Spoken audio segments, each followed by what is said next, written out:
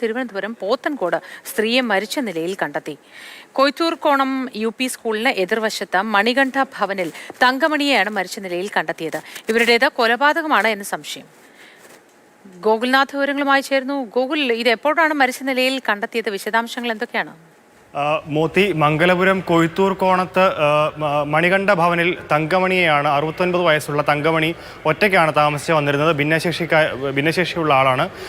വീട്ടിനടുത്തുള്ള പറമ്പിൽ പൂ പറിക്കാനായി, രാവിലെ പൂജയ്ക്കായി പൂ പറിക്കാൻ പോയതായിരുന്നു. പക്ഷേ പിന്നീട് മടങ്ങിയെത്താത്തതിനെ തുടർന്നാണ് ബന്ധുക്കൾ അന്വേഷിച്ച് ചെല്ലുകയും സഹോദരൻ്റെ വസ്തുവിനോട് ചേർന്ന പുരയിടത്തിൽ മരണപ്പെട്ട് കിടക്കുകയും ചെയ്തതായിട്ട് കണ്ടെത്തിയത്. എന്തായാലും ഇപ്പോൾ നിലവിൽ അനുമാനിക്കുന്നത് കൊലപാതകമാകാനുള്ള സാധ്യത എന്നുള്ളതാണ് പോലീസിൻ്റെ പ്രാഥമിക നിഗമനം. കാരണം ഉടുത്തിരുന്ന ബ്ലൗസ് കീറിയ നിലയിലാണ്, ഒപ്പം ഉടുത്തിരുന്ന ലുങ്കി കൊണ്ട് മൃതദേഹം പുതപ്പിച്ച അവസ്ഥയിലായിരുന്നു. ഒപ്പം കാതിലുണ്ടായിരുന്ന കമ്മലും കാണാനില്ല. അപ്പോൾ അത് കൊലപാതകത്തിലേക്ക് തന്നെയാണ് വിരൽ ചൂണ്ടുന്നത്. എന്തായാലും പോലീസും വിരലടയാള വിദഗ്ധരും ഒപ്പം ഡോഗ് സ്ക്വാഡും സ്ഥലത്തെത്തി അന്വേഷണം ആരംഭിച്ചിട്ടുണ്ട്.